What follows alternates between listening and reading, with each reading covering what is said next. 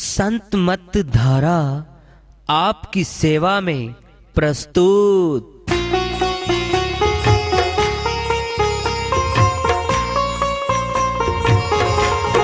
जो चाहता है प्रभु प्यारा वो आओ संत मत धारा। भक्ति भेद बता कर सारा वो कर दे भव के पारा। जो चाहता है प्रभु प्यारा वो आओ संत मत धारा। भक्ति भेद बता कर सारा वो कर दे भव के पारा। जो चाहता है प्रभु प्यारा।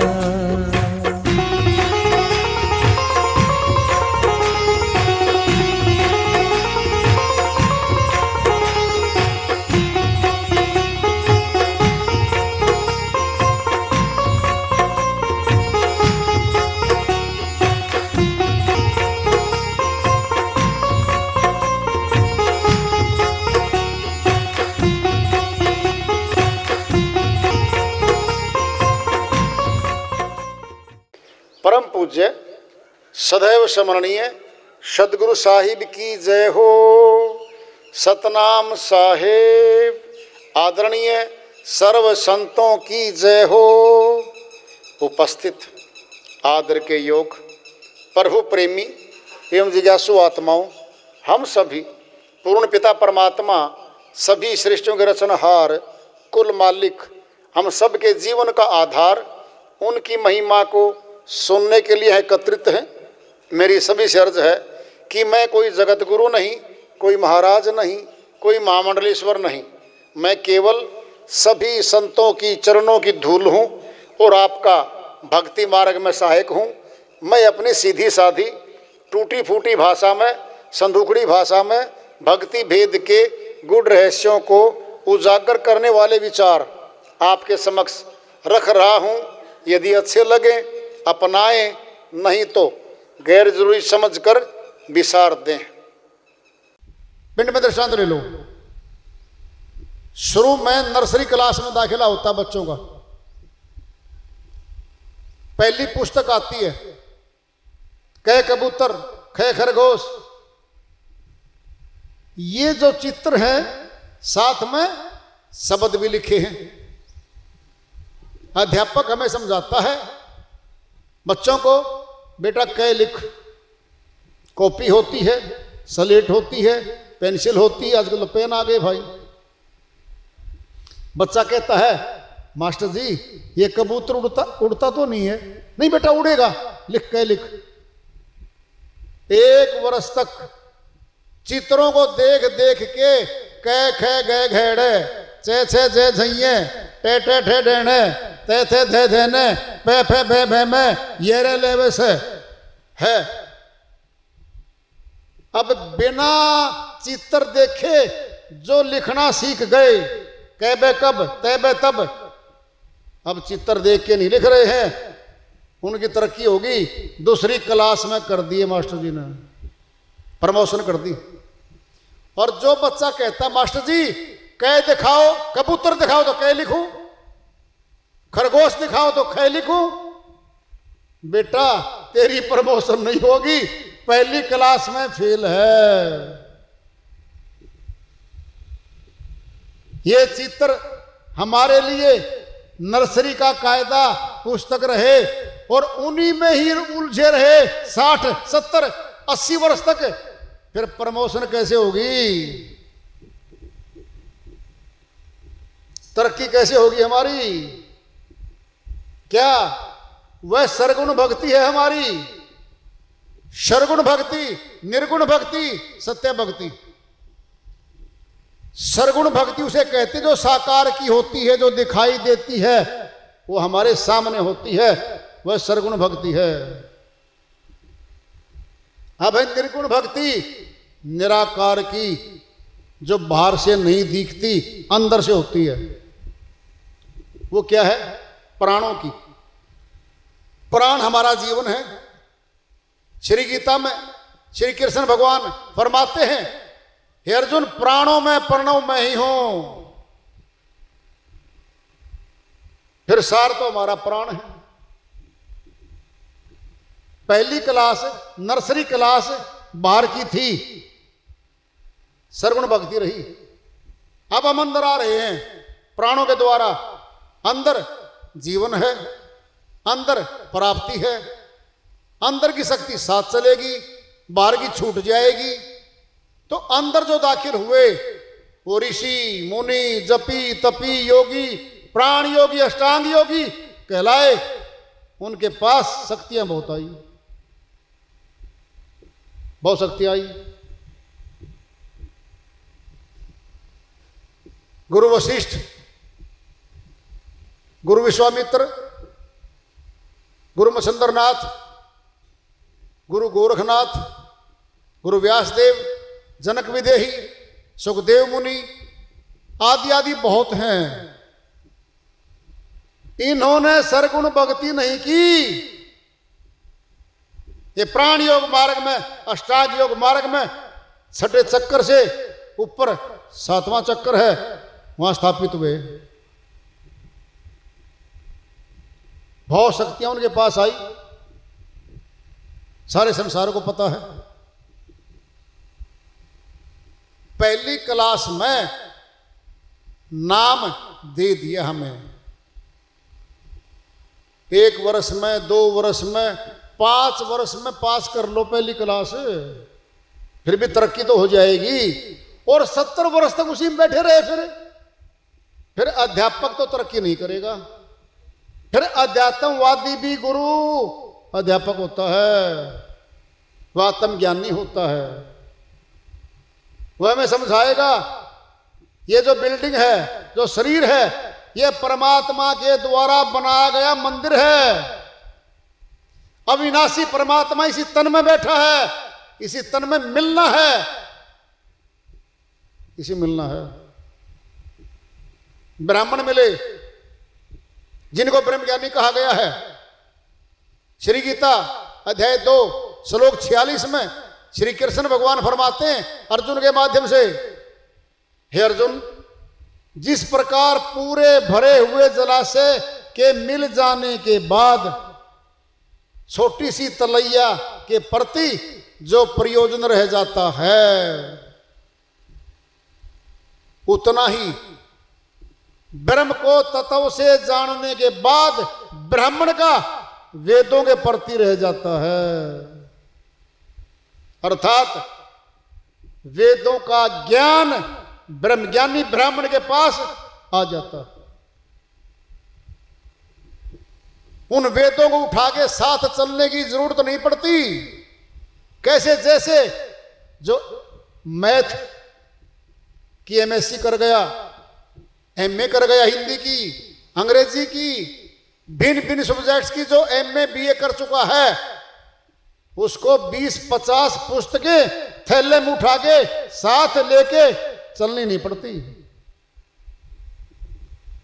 कोर्स पास हो गया वो। क्या करेगा अध्यापक? जिस क्लास में भेजेंगे एमए तक का ज्ञान है, उसी क्लास के बच्चों की पुस्तक पकड़ लेगा, ले आओ बेटो, दो 10वीं की अंग्रेजी की, पढ़ाना शुरू कर देगा। क्यों? दक्ष हो चुके हैं वो। इसीलिए कहा है ब्राह्मण का ब्रह्म को तत्व से जानने के बाद जितना भाव रह जाता है, उतना ही भाव रह जाता है। सभी वेद ब्रह्म को जानने की, अनुभूति करने की ओर लेके चलते हैं। और ब्रह्म ज्ञानी ब्रह्म का दर्शन करके ब्रह्म रमण करता है, उसे ब्राह्मण कहा जाता है।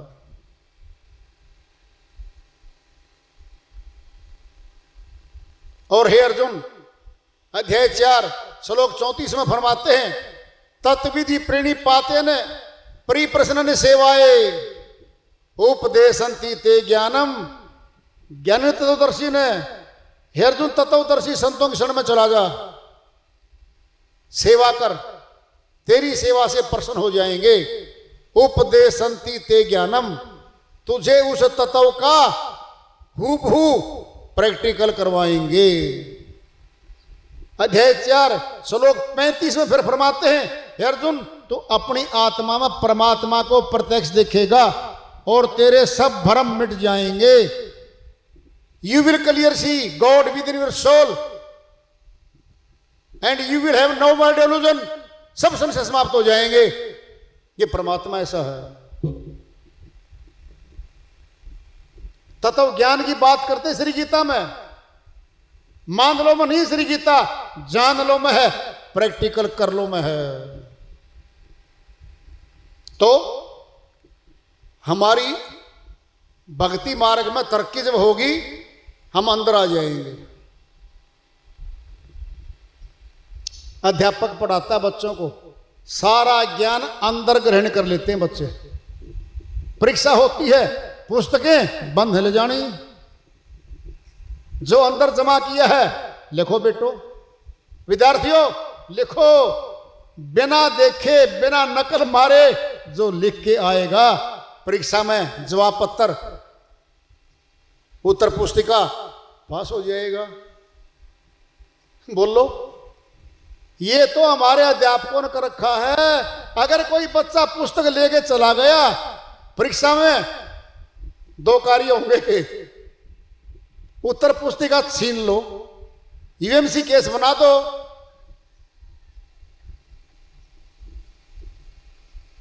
बोलो एक मुकदमा दर्ज कर दिया, फैसला होगा, बाद में कमेटी बैठेगी, बोलो जी 1 वर्ष से के लिए निलंबित करो, 2 वर्ष के लिए 10वीं के पेपर ना दे सके वो दंड दे रहे हमारे को। बोलो, पुस्तक देख के लिखने से रोक दिया है, फिर परमात्मा भी तो यही करेगा हमारे साथ।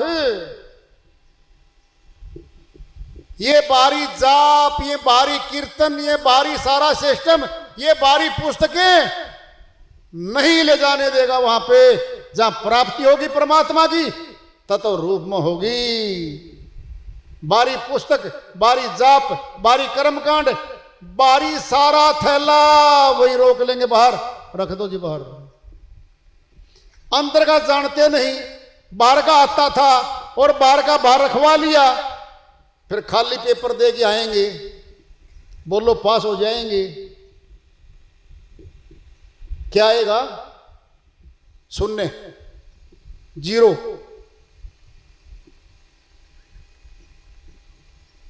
ये क्या हमारे साथ नहीं होगा? होगा।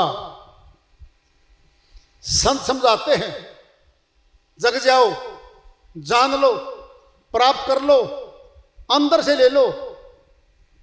भूख लगी है, हमारी माता बहन ने भोजन बना के बहुत स्वादिष्ट टिफिन में भर रखा है, फिर रखा रहो 3 दिन तक, भूख तो नहीं मिटेगी। अंदर ग्रहण करेंगे तब भूख मिटेगी। आत्म ज्ञान भी अंदर ग्रहण करेंगे, बाहर का ज्ञान हमारे किसी काम का नहीं है, वो अंदर का चाहिए, अंदर का। क्यों? आत्मा अंदर है, परमात्मा भी अंदर है, मिलना भी अंदर है, और परमात्मा आत्मा की पकड़ के डोरी यहीं से मुक्ति धाम ले जाएगा। अगर आत्मा ने डोरी नहीं पकड़ी अंदर से, फिर तो काल के दूत आएंगे, कर्मानुसार प्रताड़ित करेंगे, दंड देंगे, ये रोती निकलेगी, इसका साथी वहां कोई नहीं होगा। आज हैं, बताने वाले भी हैं, समझाने वाले भी हैं, अनुभूति कराने वाले भी हैं, आज हम जग नहीं पा रहे हैं। जागे, साहिब की श्रीवाणी चल रही है, जन्म धोखे में खोई दियो, 12 वर्ष बालापन बीते, 20 में जवान भयो। 12 वर्ष तो गए बचपन में, 20 वर्ष में जवानी आई है, 18 वर्ष में भारतवर्ष में वोट का अधिकार हो जाता है बच्चे का,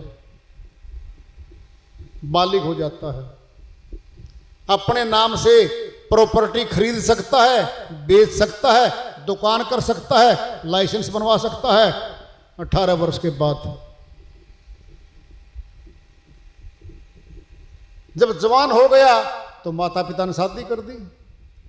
30 वर्ष अंत जब जाग्यो बाढ़ो मोह नयो।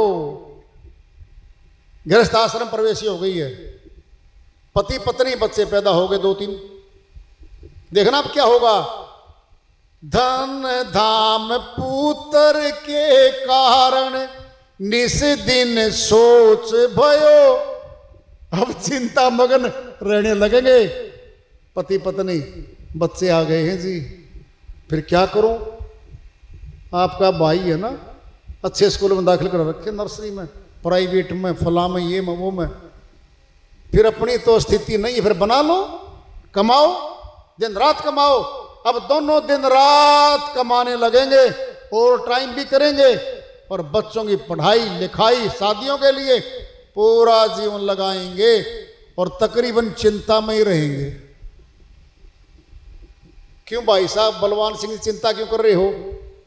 क्या करूं, बिटिया का दाखिला जो करवाना है ना, बीटेक में हो नहीं पाया है अच्छे में, तो फिर क्या करूं, वहाँ करवा दे, वहाँ करवा दे, कोर्स पूरे हो गए, जॉब नहीं लग रही है, नौकरी नहीं मिल रही है, फिर चिंता, फिर शादी करने की चिंता, योग्य वर नहीं मिल रहा है। क्या ये सारी की सारी ये गृहस्थ आश्रम की सारी जिम्मेवारियां भी हैं, चिंताएं भी हैं।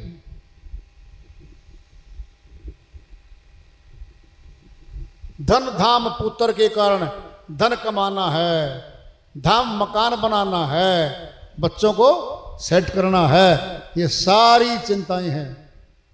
50 वर्ष के आसपास में केस सफेद भयो, सफेद बाल हो गए, पक गए, नोटिस नंबर 1 आ गया है मृत्यु का, सफेद बाल होने जा रहे हैं। कुछ सोचो, अपने बारे में विचार करो, भक्ति करो, भेद जान लो, ये नहीं जानता। 70 वर्ष कमर भई टेढ़ी, सोचत खाट लहो। 70 वर्ष में कमर टेढ़ी होने लगती है, रोग आ जाते हैं, शक्ति चली जाती है और फिर धीरे धीरे खाट पकड़ जाता है। ये वात पित्त कफ ने घेरो। आयुर्वेदिक में 3 ही है। वात मैंने वायु रोग, पित्त मैंने पित्त बढ़ती है, कफ कफ बनता हमारे अंदर, और तीन नाड़ियां देखते हमारी वेद। तीनों नाड़ियों से तीनों बीमारियों का जानकारी बता देते हैं। वात पित्त कफ ने घेर लिया हमारे को। नैनन नीर भयो, नैनों से नीर बहने लग गया। साथी आ गया, क्लास फेलो जवानी का, भाई विनोद क्या हुआ? कहता कुछ नहीं हुआ भाई। प्रमोद क्या बताऊं? क्यों? सेवा तो नहीं हो रही, समय पे दवाई नहीं आ रही, फला चीजें मैं मजबूर हो गया, बता नहीं सकता, और आंखों से नीर आ गया,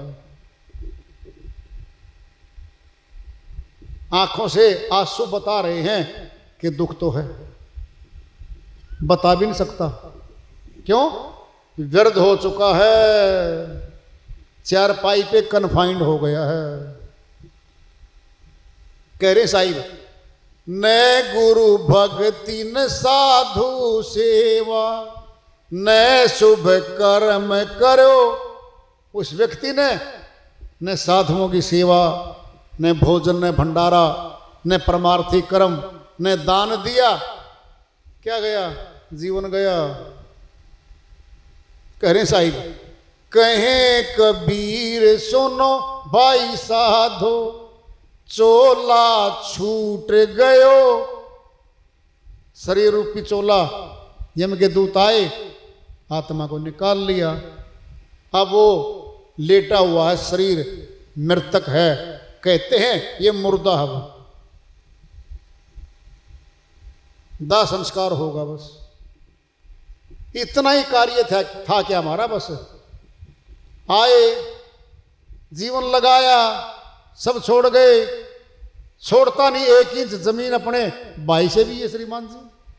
पड़ोसी की तो बात क्या है, सब छुड़वा लेंगे और सब छोड़ जाएगा। ये एक संत जी की श्रीवाणी आ रही है,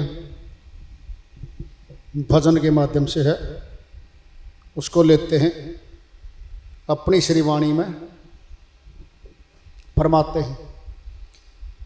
मेरा मेरी करते करते बीती रे उमरिया, धीरे धीरे बढ़ती जाए पापों की गठरिया। मेरा मेरी करते करते बीती रे उमरिया, धीरे धीरे बढ़ती जाए पापों की गठरिया। गर्भवास में फंसा हुआ था कि ना तब इकरार था, गर्भवास में फंसा पड़ा था कि ना तब इकरार था। नाम भजन का वायदा करके हो आया भव पार था, नाम भजन का वादा करके हो आया भव पार था। इस काया में फंस कर बंदे, इस काया में फंस कर बंदे क्यों बनते बावरिया, धीरे धीरे बढ़ती जाए पापों की गठरिया। मेरा मेरी करते करते बीती रे उमरिया, धीरे धीरे बढ़ती जाए पापों की गठरिया। यह धन मेरा यह घर मेरा सबको ही अपनाता है, यह धन मेरा यह घर मेरा सभी को अपनाता है। धन दौलत और कुटुंब कबीला, धन दौलत और कुटुंब कबीला कोई संग नहीं जाता है, कोई संग नहीं जाता है। अंत समय सतनाम भजन बिन, अंत समय सतनाम भजन बिन पछताए अनड़िया, धीरे धीरे बढ़ती जाए पापों की गठरिया। मेरा मेरी करते करते बीती रे उमरिया, धीरे धीरे बढ़ती जाए पापों की गठरिया। मुट्ठी भर के आया था तू दुनिया के बाजार में, मुट्ठी भर के आया था तू दुनिया के बाजार में, जाएगा तू खाली हाथों साहिब के दरबार में, जाएगा तू खाली हाथों साहिब के दरबार में। पछताएगा उस दिन बंदे, पछताएगा उस दिन बंदे, रुक जाए डगरिया, धीरे धीरे बढ़ती जाए पापों की गठरिया। मेरा मेरी करते करते बीती रे उमरिया, धीरे धीरे बढ़ती जाए पापों की गठरिया। बीत गई सो बीती रे बंदे, आगे का कर ख्याल जी, बीत गई सो बीती रे बंदे, आगे का कर ख्याल जी। पर उपकार भजन सतगुरु का करना जीवन सार जी, पर उपकार भजन सतगुरु का करना जीवन सार जी। ना जाने कब लुट जाएगी, ना जाने कब लुट जाएगी जीवन की बजरिया, धीरे धीरे बढ़ती जाए पापों की गठरिया। मेरा मेरी करते करते बीती रे उमरिया, धीरे धीरे बढ़ती जाए पापों की गठरिया।